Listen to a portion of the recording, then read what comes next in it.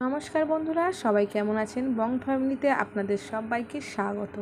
তো আজকে সকালে মার্কেটে গিয়ে একদম নিয়ে চলে এসেছে টাটকা টাটকা তাজা তাজা পাবদা মাছ আর হচ্ছে লোটে মাছ।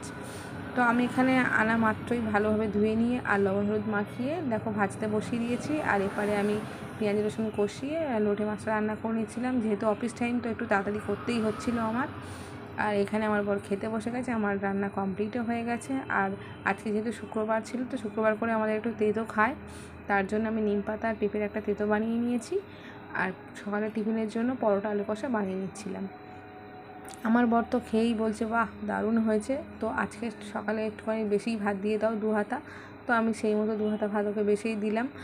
আর এই খেতে খেতে খুব হাসাহাসি করছিলাম যে বাবা কখনো তো আমার রান্নার প্রশংসা করে না, যাই হোক এবারে প্রথমবার প্রশংসা করলো দারুণ হয়েছে বলে, তো খুশিই হলাম।